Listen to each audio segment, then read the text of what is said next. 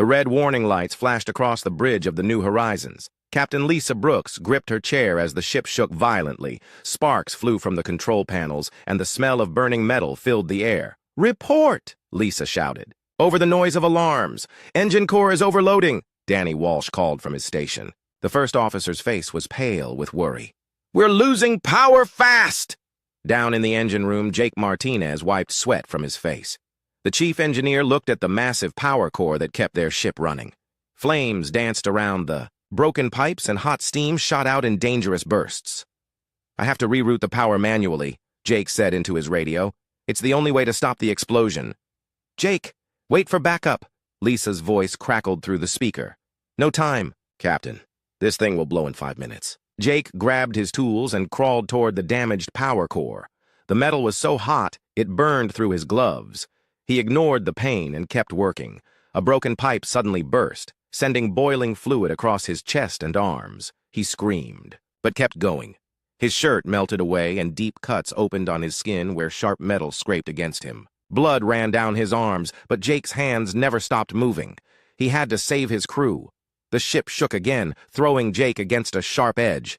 More cuts opened along his back. He could feel warm blood soaking through what was left of his clothes. The pain was bad, but he had felt worse.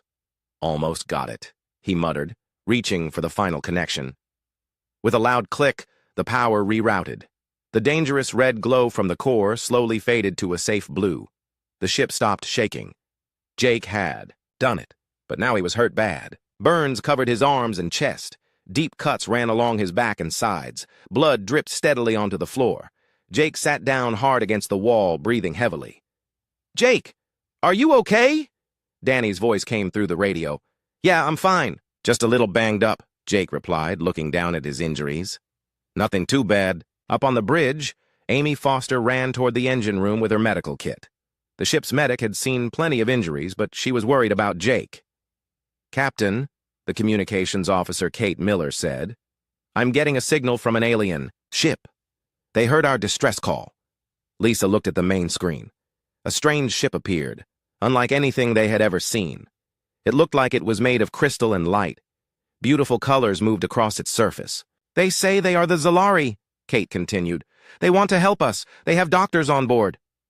"Tell them yes," Lisa said quickly. "We need all the help we can get." The alien ship moved closer. It was 3 times bigger than the New Horizons. Strange symbols glowed along its sides. A docking tube extended from the crystal ship and connected to their airlock. "Jake, alien doctors are coming to help you," Lisa said into her radio. "Just hold on." "I told you, I'm fine," Jake replied.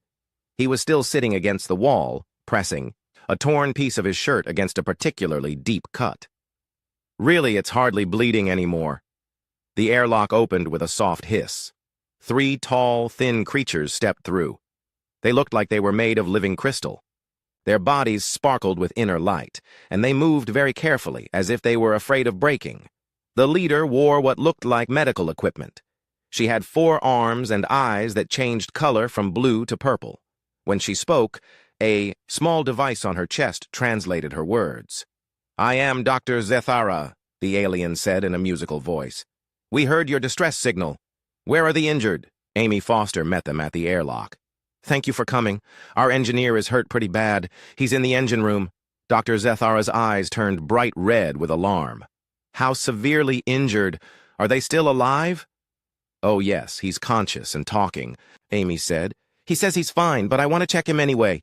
The alien doctor looked confused. Her crystal skin flickered with worried colors.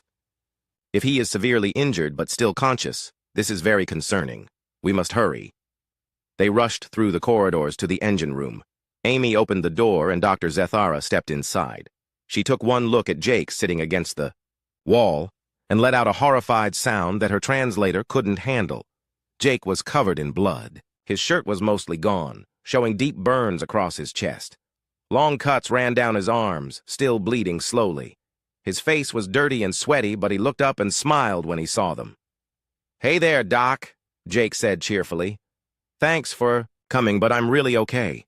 Dr. Zethara's crystal body started shaking. Her eyes flashed from red to white to yellow in rapid succession. She made more sounds that the translator gave up on. By the eternal crystal, she finally managed to say, this human should be dead. These injuries are catastrophic. How is he still conscious? Jake looked down at himself and shrugged. What? This? Come on, Doc, relax. It's hardly bleeding anymore. I've had worse paper cuts. The alien doctor stared at him like he had just claimed he could fly. Her medical team behind her started pulling out equipment that looked far too advanced for what Jake thought was a simple first aid situation. Paper cuts? Dr. Zethara whispered. You compare these mortal wounds to paper cuts? Well, okay, maybe. Not paper cuts, Jake admitted, but really I'm fine. I just need to clean up a bit and maybe get some bandages. Amy knelt down next to Jake and started checking his wounds. Jake, you're hurt worse than you think. Let the doctors help you. Amy, I walked away from car accidents that looked worse than this, Jake said. Remember when I fell off the roof last month? That was way worse. Dr. Zethara's translator started making confused beeping sounds. The alien doctor was trying to understand how a being with such terrible injuries could be so calm. In her experience, any creature with wounds like this would be unconscious or dead. Fell off a roof? She asked weakly. And survived? 20 feet onto concrete, Jake said proudly. Broke 2 ribs and walked home. This is nothing compared to that. The crystal doctor looked like she might faint. Her team moved around Jake, with their strange medical tools, taking readings that made them all flash worried colors. Captain Brooks, Dr. Zethara called into her radio. We need to transport this human to our medical bay immediately. I do not understand how he is still alive, but we must act fast. Lisa's voice came back through the speakers. Is he going to be okay? Dr. Zethara looked at Jake, who was now trying to stand up on his own despite his injuries. I honestly do not know, she said. By all our medical knowledge, he should have died an hour ago. Yet he speaks of walking home with broken bones and compares mortal wounds to paper cuts. I have never encountered anything like this. Jake finally got to his feet, swaying only slightly. Blood still dripped from his cuts. But he was standing and talking like nothing had happened. See? I told you I was fine, he said to Amy. Though I wouldn't mind cleaning up a bit. I probably look pretty messy right now. Dr. Zethara's crystal body flickered with amazement and terror. She was beginning to realize that her understanding of biological limits might be completely wrong. Dr. Zethara's medical team worked faster than Amy had ever seen doctors work. They moved their crystal hands over Jake's body with tools that glowed and hummed. Numbers and symbols appeared in the air above their equipment, all flashing red. His vital signs make no sense, one of the Zalari doctors said. Her name was Dr. Kith Allah, and she looked very worried. Heart rate elevated but stable. Blood pressure dropping but not critical. These readings should indicate immediate death. Jake lay on a floating stretcher that the aliens had brought from their ship. He was still conscious and talking, which seemed to upset the doctors even more. How long until we reach your medical bay? Dr. Zethara asked Captain Brooks through the radio. About 10 minutes, Lisa replied. Is he stable enough to move? Dr. Zethara looked at her readings again. I do not know what stable means anymore. By our standards, he has been clinically dead for 30 minutes, yet he continues to speak and move. I can hear you, you know, Jake said from the stretcher. And I keep telling everyone I'm fine. My back hurts a little, but that's normal, after crawling around the engine room. The third Zalari doctor, Dr. Velthon, made a sound like breaking glass. He says his back hurts a little. Look at these scan results. His tissue damage extends through multiple muscle groups. These lacerations should have severed major blood vessels. Amy walked alongside the stretcher as they moved toward the alien ship. Jake always says stuff like that. Last month, he cut his hand pretty bad with a wrench. Needed 12 stitches. He said it was just a scratch. 12 stitches? Dr. Zethara's voice got higher. That would be major surgery for us. Really? Amy looked surprised. We do stitches. In the medical bay all the time, it's pretty basic stuff. The Zalari doctors all flashed bright orange, which Amy was starting to think meant they were very upset. They reached the docking tube that connected the two ships. Captain Brooks and Danny Walsh were waiting there. How is he, Doc? Danny asked. I honestly cannot answer that question, Dr. Zethara replied. Your engineer has injuries that should have killed him, yet he remains conscious and maintains that he feels fine. I am beginning to question everything I know about medicine. "Oh, Jake's tough," Captain Brooks said. "You should see him after our weekly football games. He usually comes back with bruises all over and acts like nothing happened." "Football games?" Dr. Kithala asked weakly. "It's a sport," Danny explained. Two teams try to get a ball to the other end of a field. There's a lot of running and tackling." "Tackling?" Dr. Velthon's crystal body flickered with confusion. "You know, hitting each other and knocking people down," Danny said. "It's fun." All three Zalari doctors made sounds that their translators couldn't handle. Dr. Zethara had to sit down on a nearby box. "You intentionally hit each other for entertainment?" she asked in a very small voice. "Well, it's more than that," Captain Brooks said.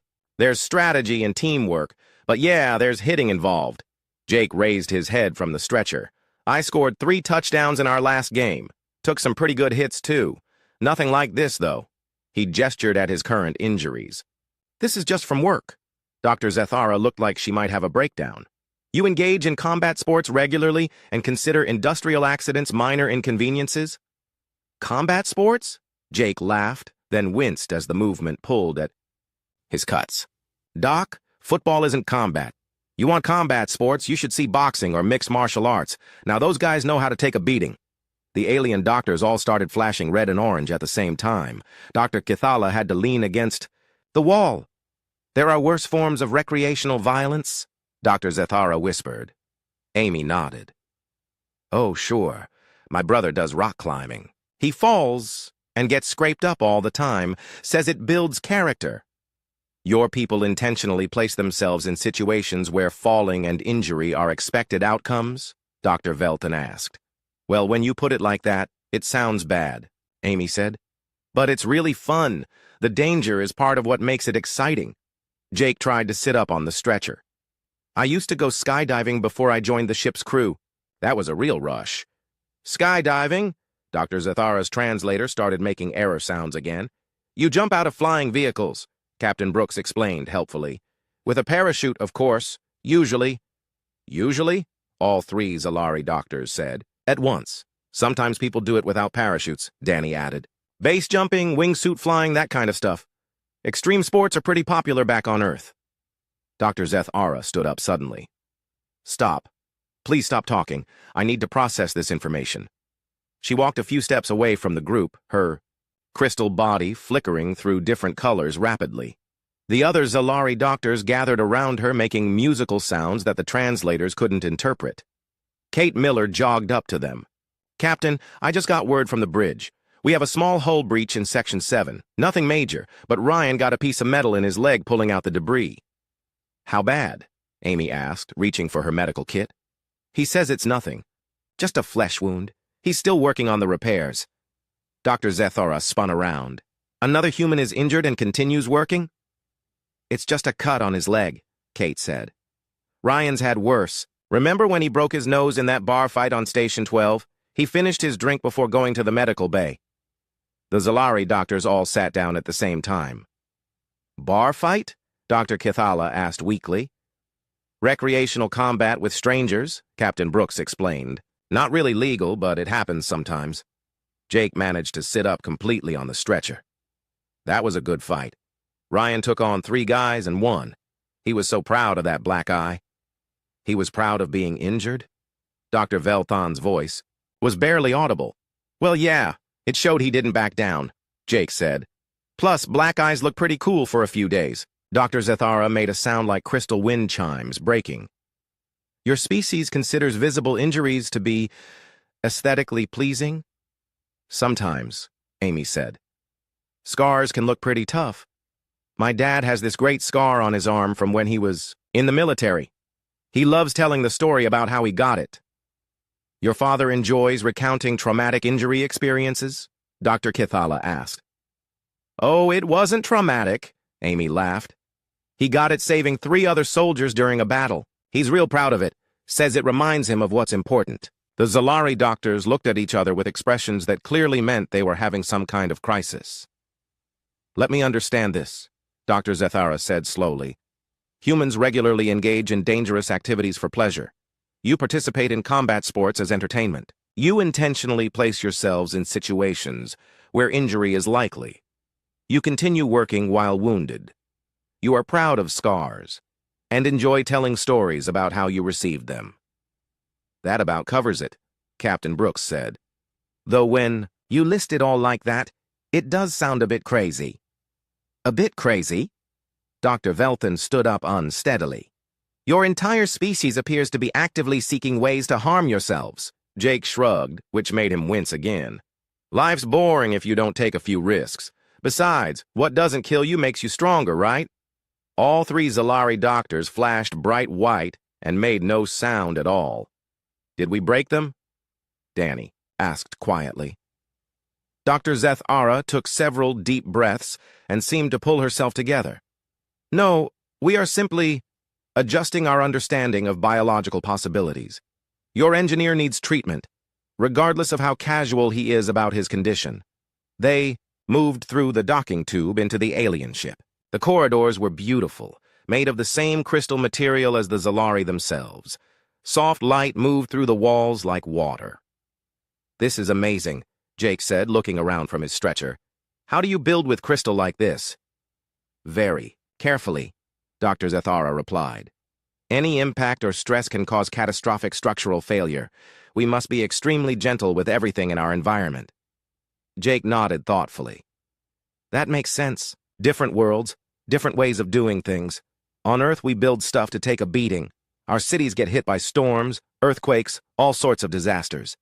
We just rebuild and make things stronger. Dr. Zeth-Ara stopped walking. Your planet actively attacks you with natural disasters? Well, it's not personal, Jake said.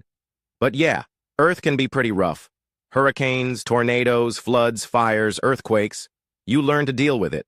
The alien doctor looked at her colleagues. A terrible understanding was beginning to dawn on all of them. These humans hadn't just developed unusual attitudes toward pain and injury. They had evolved on a world that constantly tried to kill them. And somehow they thought this was normal.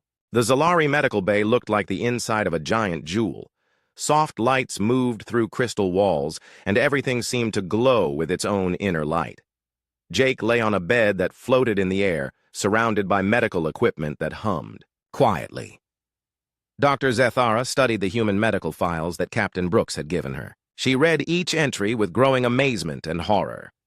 The computer screen showed Jake's medical history, and every line made her crystal body flicker with different colors. Broken leg at age 8 from falling out of a tree, she read aloud to her assistants. Concussion at age 12 from bicycle accident, dislocated shoulder at age 16 playing football. Multiple cuts and bruises from various activities. She looked up at Jake. This is just your childhood? Jake was feeling much better after the Zalari had cleaned and treated his wounds. Yeah, I was pretty active as a kid. Most of that stuff happened during summer vacation. Dr. Kithala was reading another file.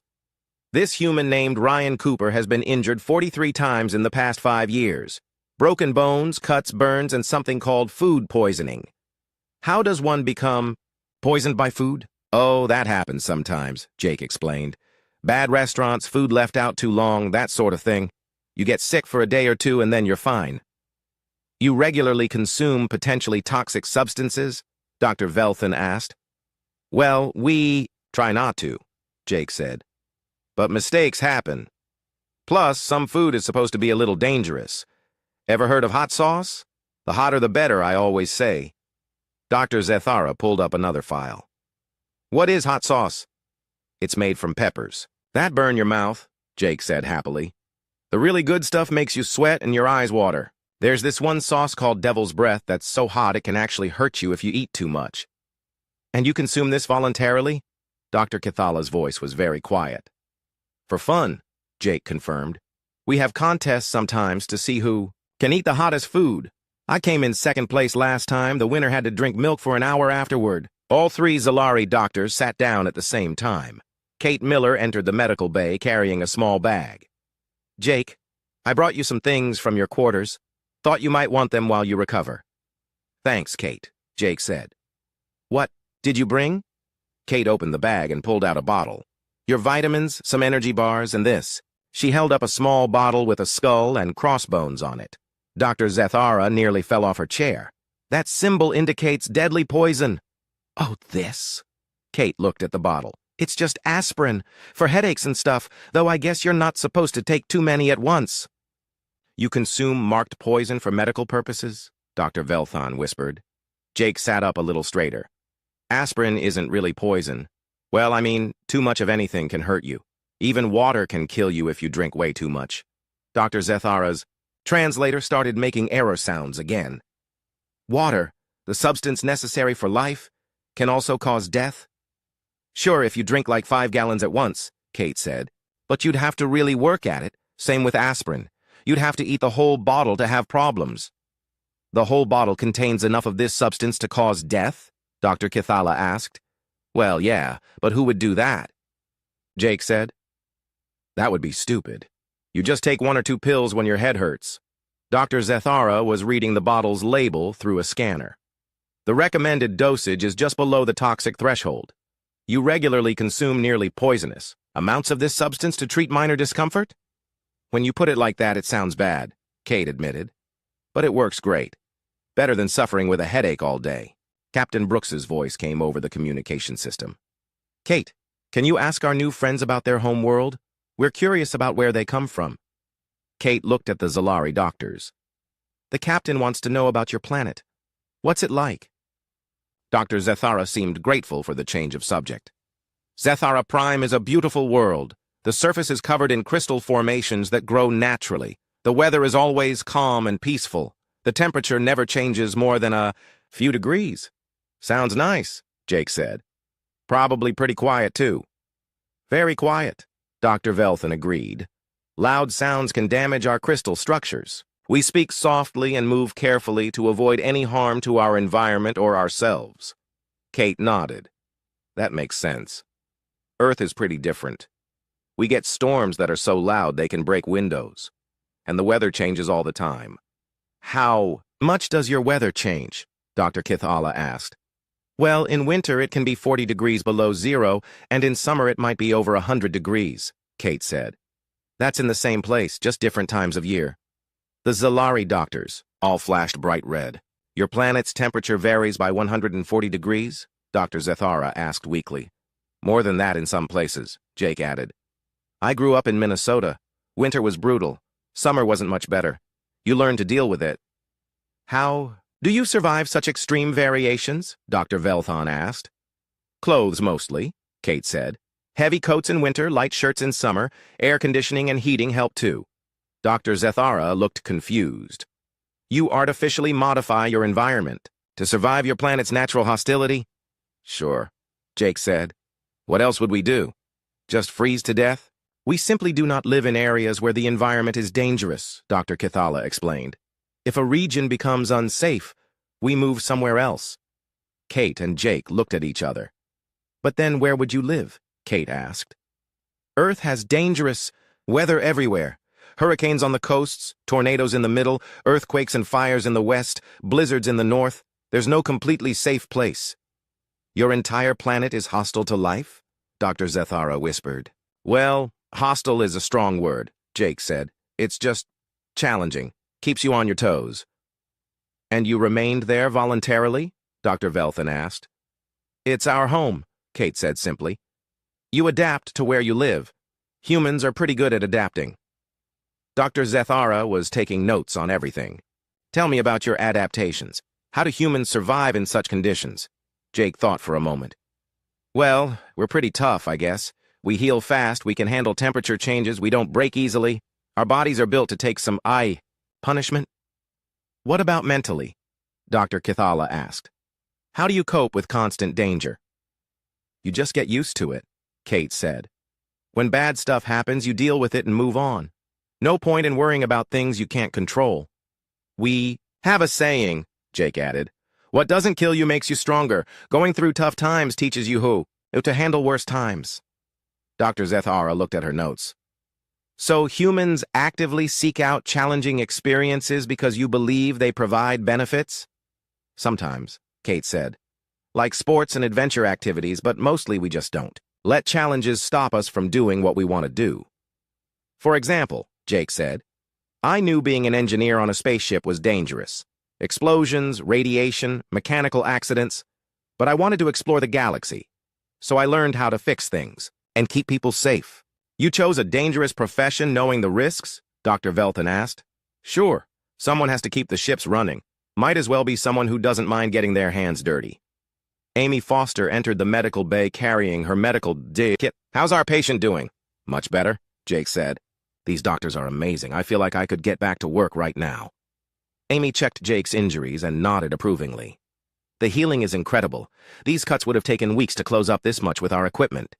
Your medical technology is very primitive compared to ours, Dr. Zathara said. How do you treat serious injuries? Amy opened her kit and showed them the contents. Basic stuff mostly. Bandages, antiseptic, pain medication, surgical tools for emergencies. Dr. Kith Allah picked up a small metal instrument. What is this? Scalpel, Amy said. For cutting during surgery. You cut into living tissue intentionally? Dr. Velthan asked in horror. When necessary, Amy said. To remove damaged tissue, repair internal injuries, that sort of thing. Sometimes you have to cut something open to fix it. The Zalari doctors all made sounds of distress. But how do you ensure the patient survives such trauma? Dr. Zathara asked. Careful technique, good equipment, and human toughness, Amy said. People are more resilient than you might think. Jake nodded. I had my appendix out when I was 20. Doctor cut me open, took out the bad part, sewed me back up. I was playing football again in 6 weeks. Dr. Zathara had to sit down again. You returned to recreational combat 6 weeks after major surgery? Well, I took it easy the first game back, Jake said. Didn't want to push too hard too soon. The alien doctors looked at each other with expressions that clearly meant they were having another crisis of understanding. I am beginning to realize, Dr. Zathara said slowly, that humans are not just tough by our standards. You have evolved on a world so dangerous that you developed capabilities we cannot even comprehend. What we consider impossible survival, you consider normal life. I guess, Jake said. Though when you put it like that, it makes Earth sound pretty scary. From our perspective, Dr. Kithala said quietly, your entire species consists of warriors who treat mortal combat as entertainment and think of deadly environments as home. Kate smiled. That's actually kind of cool when you say it like that. The Zalari doctors all flashed colors that their translators couldn't interpret, but Jake was pretty sure they meant something like complete amazement mixed with terror. Doctor.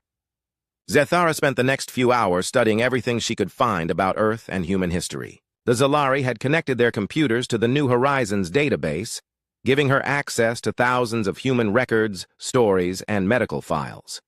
Each new piece of information made her understand just how different humans were from every other species she had ever met.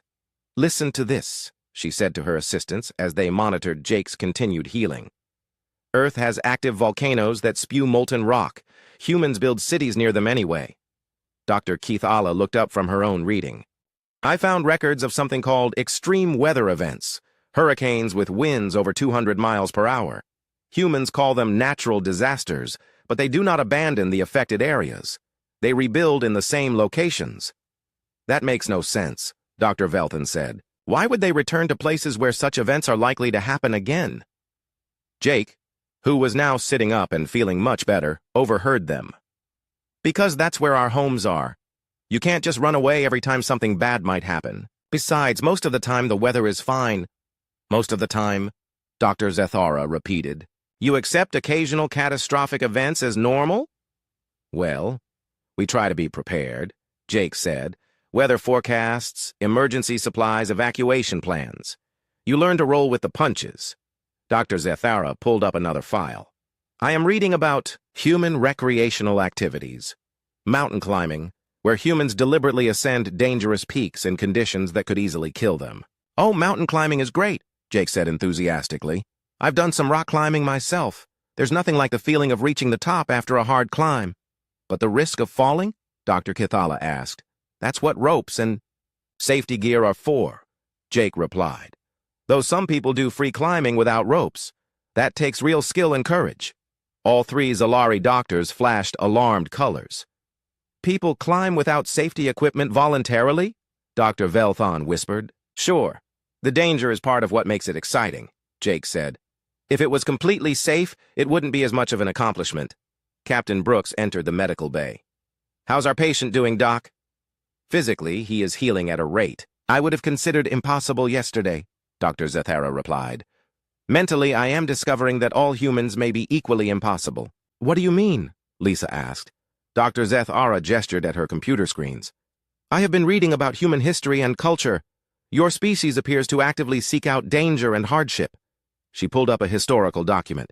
This records something called the Donner Party, where humans traveled across a dangerous mountain range in winter, despite knowing the risks.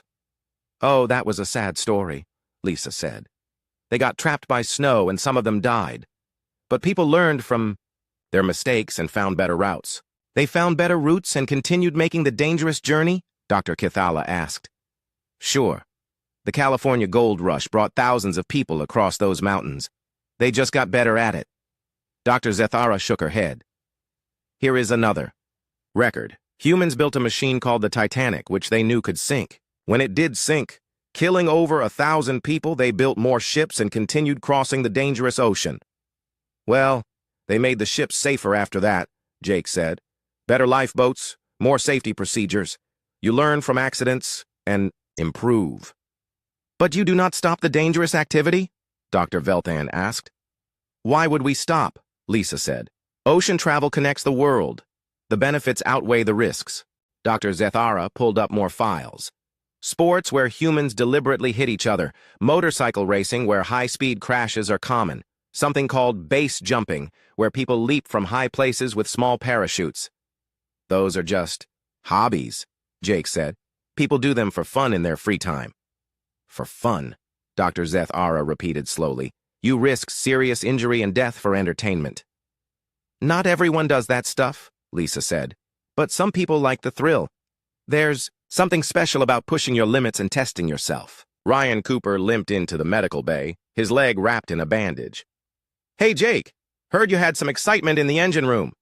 Nothing too bad, Jake replied. How's your leg? Just a scratch. Barely needed stitches. Ryan looked at the Zalari doctors. You must be our alien friends.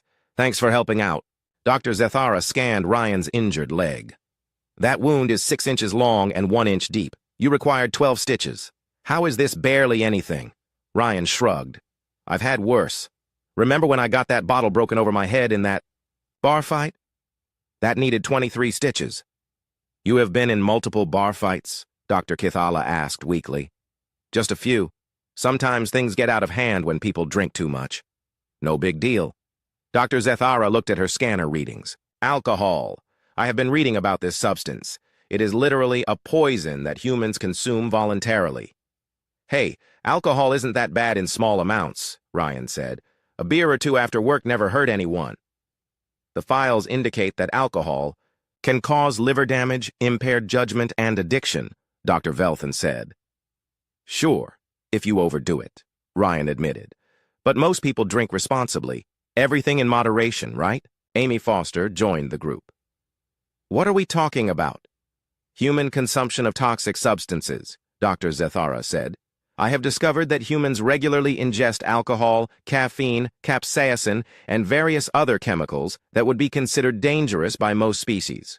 Don't forget chocolate, Amy added. That's toxic to some earth animals, but humans love it. Chocolate is poisonous? Dr. Kithala asked in alarm. To dogs and cats, yeah, Amy said. But not to us. Though I guess too much chocolate can make you sick. Everything can be harmful if you eat enough of it. Dr. Zathara was typing rapidly on her computer. I need to understand this better. Why do humans consume potentially harmful substances? Because they taste good, Jake said simply. And most of them aren't really dangerous in normal amounts. Coffee helps you wake up, alcohol helps you relax, spicy food tastes great. You just have to know your limits.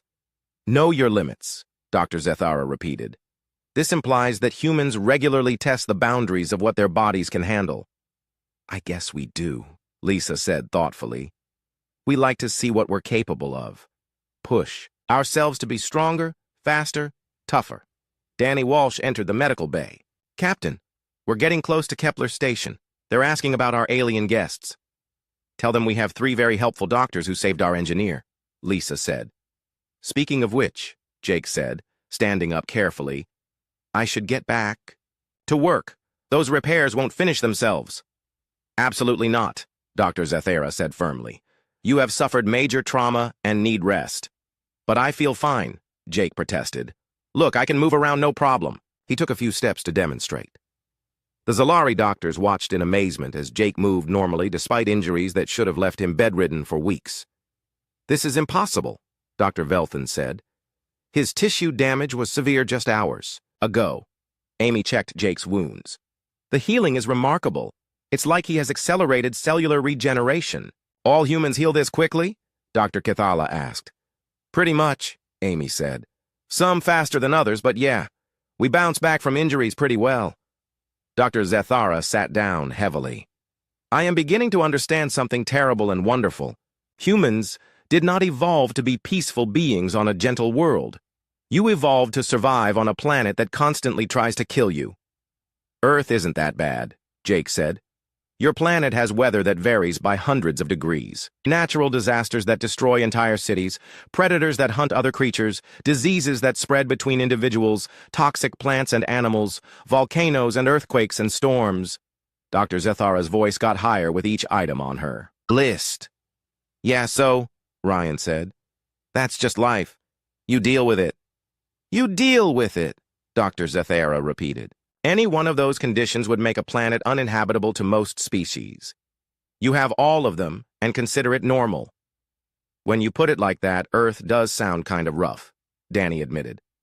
Rough, Dr. Velthan whispered. Your species calls a death world rough. Dr. Zathara stood up suddenly. I need to contact the Galactic Medical Council immediately. Everything we know about biological limits is wrong. Humans represent a completely new understanding of what life can survive. Are we really that different? Amy asked. Different? Dr. Kithala laughed, a sound like breaking crystal. Your species is living proof that life can adapt to conditions we thought were impossible. You are biological miracles. Jake looked embarrassed. We're just regular people. We do what we have to do to get by. Regular people, Dr. Zathara shook her head. On most worlds, beings like you would be considered legendary warriors or mythical heroes. Here, you are engineers and medics and ship captains who think near-fatal injuries are minor inconveniences. I'm starting to feel kind of proud of being human, Kate Miller said, entering the conversation. You should be, Dr. Velthan said seriously. Your species has accomplished something remarkable. You have taken the worst possible conditions for life and not only survived, but thrived. You turned a death world into a home. The humans looked at each other with new appreciation for what they had always taken for granted. Huh, Jake said finally. I guess we are pretty tough when you think about it. Dr. Zathara nodded. Tougher than you know. And now I must figure out how to explain to the galaxy that everything we thought we knew about survival was wrong. 3 days later, Jake Martinez stood in the engine room of the New Horizons, running his final checks before they departed Kepler Station. The repairs were complete, and everything was running perfectly. He looked down at his arms where the deep cuts had been. Now only faint pink lines remained.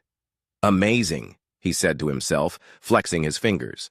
The burns on his chest were completely gone, leaving skin that looked like nothing had ever happened. Dr. Zathara entered the engine room, moving carefully among the heavy machinery that no longer seemed as dangerous to her as it had before. She carried a small crystal device that glowed softly. How are you feeling, Jake? She asked. Perfect, Jake replied honestly. Better than perfect, actually. Whatever you did to help the healing work, it's incredible. We simply provided optimal conditions for your natural healing process, Doctor, Zathara said. The remarkable part is what your body did on its own. In 3 days, you have healed damage that would take any other known species months to recover from. Jake nodded. Humans are pretty good at bouncing back, always have been. Doctor. Zathara held up her crystal device. This contains my complete medical report on human biology. When I present it to the Galactic Medical Council next week, it will change everything we know about emergency medicine. Really? Jake looked interested. How so? For centuries, we have based our medical practices on the idea that severe trauma means immediate emergency response followed by long recovery periods. but humans recover so quickly that our entire approach needs to be reconsidered. She gestured at Jake's healed injuries. What we considered impossible survival, you demonstrate as routine healing. This opens up new possibilities for treating trauma in all species. Captain Brooks entered the engine room with Danny Walsh and Amy Foster. Everything ready for departure, Jake? All systems green, Captain, Jake replied. We're good to go. Excellent. Lisa turned to Dr. Zethara. Doctor, I want to thank you again for everything you've done for us. Your medical technology saved Jake's life. Actually, Dr. Zethara said quietly, I do not believe Jake's life was ever in danger.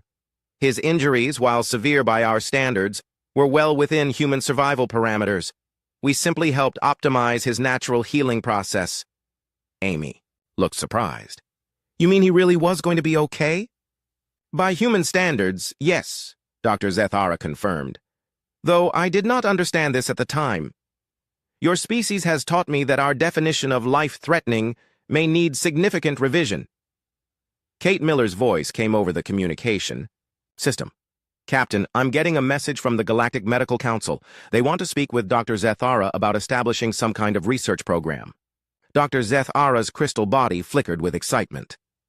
They have approved my request for a joint medical research initiative. The Council wants to study human healing capabilities and see if we can develop new treatments for other species. That sounds like a great idea, Danny said. We could learn a lot from each other. The possibilities are extraordinary, Dr. Zethara agreed. Your rapid healing combined with our advanced medical technology could revolutionize trauma treatment across the galaxy. Ryan Cooper limped into the engine room, though his limp was barely noticeable now. Hey, Doc, my leg is feeling great. Whatever you did, it worked. Dr. Zethara scanned his leg with a small device.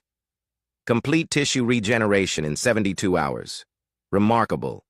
She looked up at him. Ryan, would you be interested in participating in some medical research? We want to understand how human healing works. Sure, sounds interesting, Ryan said. What would I have to do? Nothing dangerous, Dr. Zethara assured him quickly. Just monitoring and testing while you heal from minor injuries. We want to study the process in detail. Minor injuries, Jake repeated with amusement. I bet your idea of minor and our idea of minor are pretty different. Dr. Zethara's translator made what might have been a laughing sound. You are correct. What you call minor injuries, we would classify as medical emergencies. Amy opened her medical kit and showed Dr. Zethara some of the supplies inside. We'd be happy to share our medical techniques too.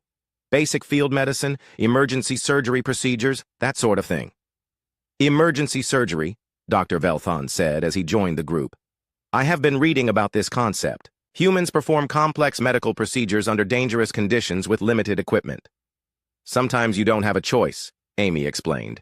If someone is badly hurt and you can't get them to a proper medical facility, you do what you can with what you have. Dr. Kith Allah appeared beside Dr. Velthon. We have been studying human military medical records, field medics who treat severe combat injuries in active war zones. It is impressive and terrifying. That's just part of the job, Amy said simply. Someone has to take care of people when they get hurt. Dr. Zethara looked around at the humans gathered in the engine room. I want you all to understand something. When word spreads about human capabilities, you will become famous throughout the galaxy. Other species will view you as incredible beings. Famous for getting hurt and healing fast? Jake asked. That seems weird. Famous for surviving conditions that would kill anyone else, Dr. Zethara corrected. Famous for turning a hostile universe into your home. Famous for never giving up, no matter how bad things get. Kate's voice came over the speakers again. Captain, Kepler Station is requesting permission to establish a permanent human Zalari medical research facility. They want to make this a regular partnership. Lisa looked at Dr. Zethara. What do you think, Doctor? Would your people be interested in a long-term research partnership? More than interested, Dr. Zethara replied. Essential.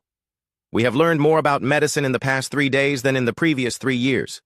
Humans represent a completely new understanding of biological possibilities. And we could learn a lot from your technology, Amy added.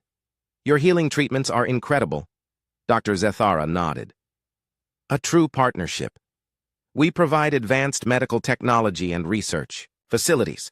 You provide insights into survival medicine and rapid healing techniques. Danny smiled. Sounds like the beginning of a beautiful friendship. Indeed, Dr. Zathara agreed. Though I suspect working with humans will require significant adjustments to our safety protocols, Jake laughed. We'll try not to scare you too much with our casual attitude toward danger. Too late for that, Dr. Velton said with what might have been humor. But we are learning to appreciate human resilience. Captain Brooks activated the ship's communication system. Kepler Station, this is Captain Brooks of the New Horizons. Please tell the Medical Council that we accept their proposal for a joint research facility. We look forward to a long partnership with our Zalari friends. Acknowledged New Horizons. The facility will be established within 1 month. Congratulations on making galactic history. Dr. Zathara looked around at the humans one more time. When I first saw Jake's injuries, I thought I was witnessing a tragedy. Now I realize I was witnessing something miraculous. Human endurance in the face of impossible odds. We just do what needs to be done, Jake said, checking his instruments one final time. Nothing special about it. Nothing special, Dr. Zathara repeated. You survive catastrophic injury and call it routine. You live on a world that constantly threatens you and call it home. You face dangers that would terrify other species and call it normal life. She gestured at all of them. If that is not special, then the word has no meaning. Amy smiled. When you put it like that, I guess we are pretty remarkable. You are more than remarkable, Dr. Kithala said. You are living proof that life finds a way, no matter how difficult the circumstances. Jake finished his final systems check and turned to Captain Brooks. All systems ready for departure, Captain. The New Horizons is running better than ever. Excellent work, Chief, Lisa said. All hands, prepare for departure. As the ship began to move away from Kepler Station, Dr. Zathara stood with the human crew, watching the stars through the viewports. She thought about her upcoming presentation to the Medical Council and the new research facility that would soon be built. Jake, she said quietly, can I ask you something? Sure, Doc. When you were injured and losing blood, when any other species would have been unconscious or dead, what kept you going? What made you able to continue working despite the pain? Jake thought for a moment. I guess it was knowing that my crew was counting on me. The ship needed repairs, and I was the only one who could fix it. You don't give up when people need you. Dr. Zathara nodded slowly. Duty, loyalty, determination. These are not just human values, they are human survival traits. Maybe, Jake said. Or maybe we just don't know when to quit. Perhaps that is the same thing, Dr. Zathara replied. As the New Horizons jumped to hyperspace, beginning its journey to the next system, Dr. Zathara began composing her historic report. She would tell the galaxy about a species that had turned suffering into strength, hardship into determination, and a death world into a home. She would tell them about humans who looked at catastrophic injuries and said, "It's hardly bleeding." And she would recommend that the galaxy prepare itself for the most remarkable species it had ever encountered. In the engine room, Jake Martinez continued his work, monitoring the systems that kept them all safe among the stars. His injuries were completely healed, leaving only the faintest scars as reminders of the day he had shown an alien doctor what humans were really made of. He smiled as he worked, proud to be human, proud to be part of a species that never gave up. After all, it had hardly been bleeding.